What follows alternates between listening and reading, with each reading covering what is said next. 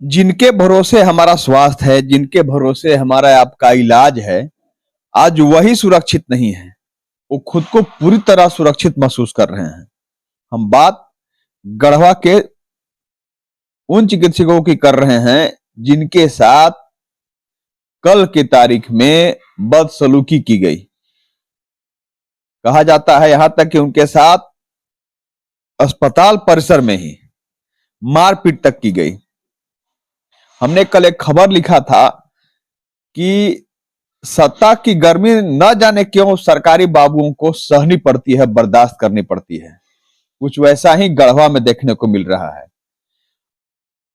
अब देख रहे होंगे सभी चिकित्सक, चाहे वो सरकारी हो, निजी अपने क्लिनिक से जुड़े हों, सभी लोग अस्पताल परिसर के मुख्य गेट पर बैठे हुए हैं, नारेबाजी कर रहे हैं कि आखिर हम सभी का इलाज कर रहे हैं, सबके स्वास्थ्य का ख्याल रख रहे हैं, चौबीसों घंटे जिनके लिए हम तत्पर हैं, आज उनसे ही हम असुरक्षित महसूस कर रहे हैं खुद को।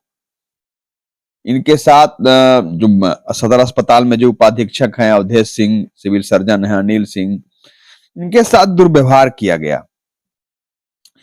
सभी डॉक्टर को आप देख रहे हैं, सभी बैठे हुए हैं। इनके द्वारा जो शहर थाना है वहां पर नामजद प्राथमिकी भी दर्ज कराई गई है।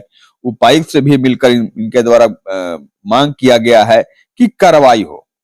अब कार्रवाई कितना होगा, क्योंकि मामला सत्ता से जुड़ा हुआ है। अमूमन देखा जाता है कि ऐसे मामले जब सामने आते हैं तो बात आई गई हो जाती है, कार्रवाई नहीं होती है और बार बार सरकारी कर्मियों को इनका कुभाजन बढ़ना पड़ता है। तो हमारे साथ इन सभी विषयों पर बात करने के लिए पूर्व मंत्री गिरिनाथ सिंह जी हैं। वो भी जनप्रतिनिधि रहे हैं बहुत दिनों तक। आप भी जनप्रतिनिधि रहे हैं, आपके लोग भी रहे हैं अधिसंघ के कार्यकर्ता। क्या वो भी ऐसा करते थे आज इस तरह से? नहीं, उस तरह जो सवाल आपने किया है, इस तरह का करना तो दूर है, सोच भी नहीं सकते हैं हम लोग। कल की जो घटना है,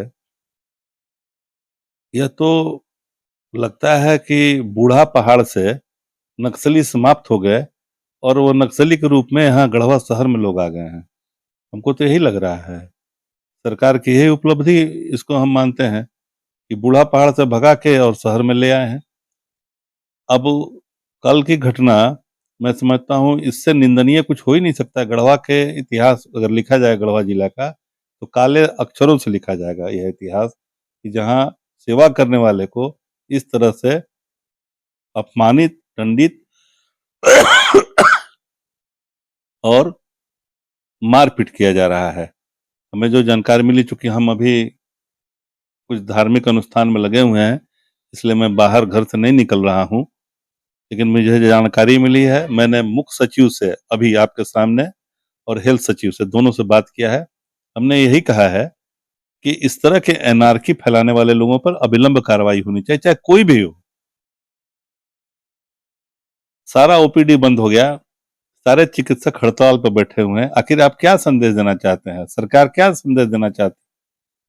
किसके भरोसे आम जनता है? अगर कोई सरकारी चिकित्सक नौकरी कर रहा है तो कसूर तो नहीं कर रहा है। आपको मैं जानकारी दूं कि पिछले 6 महीना से हमें जो जानकारी है, चूंकि हम लोग नित्य काम में लगे हुए हैं, कि कुल्हा प्रत्यापन, जो जिसको आप हिप कहते हैं कुल्हा, वह उसके लिए हम लोग रांची भेजते थे, लखनऊ भेजते थे, बनारस भेजते प्रत्यारोपण के लिए हड्डी का, कुल्हा का। वह काम गढ़वा सदर अस्पताल में हो रहा था विगत 6 महीना से। मैंने कम से कम 2, 4, 5 लोगों को मैंने वहां पर इलाज कराया है। मैं खुद आश्चर्यचकित हो गया, मुझे तो पहले विश्वास नहीं हो रही थी कि गढ़वा में हो सकता था, क्योंकि गढ़वा तो रेफर के नाम से जाना जाता था ना। गढ़वा सदर अस्पताल रेफर के नाम से, जो भी गया तुरंत रेफर किए रांची, और रांची क्या, चंदवा जाते जाते तक उसकी अंतिम गति हो जाती है, मौत हो जाती थी मरीज का, यही स्थिति थी। लेकिन रेफर से हट करके यहाँ गढ़वा में इलाज शुरू हो गया और उसका परिणाम हुआ कि लोगों को यह जो आज जो सत्ता के मद में जो लोग मदमस्त है, उनको यह बर्दाश्त नहीं हो रहा है कि गरीबों का काम कैसे हो रहा है, गरीबों का इलाज कैसे हो रहा है, उनको कैसे दवा मिल रही, कैसे इलाज हो रहा है। कल भी मैंने भेजा है, लेकिन ये घटना कल शाम की हुई है। यह काफी निंदनीय, चिंतनीय है।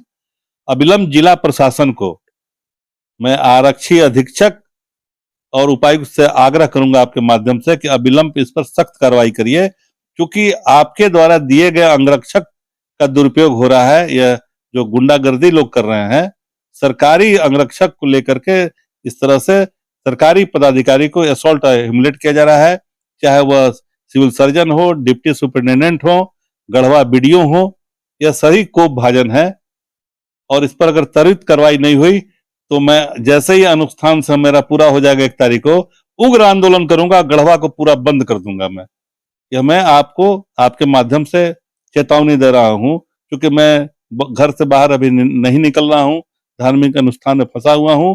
अगर इस पर त्वरित कार्रवाई जिला प्रशासन नहीं करती है तो 1 तारीख के बाद इसमें हम उग्र आंदोलन करेंगे और फिर सरकार को महसूस एहसास करा देंगे कि क्या होता है आंदोलन। किसी भी विषय को लेकर के बेबाकी से बोलने के साथ साथ उस विषय के साथ उस समस्या के समाधान के लिए हमेशा तत्पर रहने वाले, आंदोलित रहने वाले, विषय को लेकर आंदोलन करने वाले और उससे समाधान तक पहुंचाने वाले पूर्व मंत्री गिरिनाथ सिंह का भी इस मामले में भी कहना है कि कार्रवाई की बात की मांग जहां एक तरफ चिकित्सक कर रहे हैं, वहीं हमारे द्वारा भी किया जा रहा है। अब इनके द्वारा भी चीफ सेक्रेटरी से और हेल्थ सेक्रेटरी दोनों से बात की गई, सारे मामलों से उन्हें अवगत भी कराया गया और उनसे भी कही गई कि आप इस मसले को गंभीरता से लें और त्वरित कार्रवाई करें, ताकि फिर इस घटना की पुनरावृत्ति करने की कोई सोचे तक नहीं। लेकिन अब देखना यह होगा कि इस मसले पर कब तलक और क्या कार्रवाई होती है।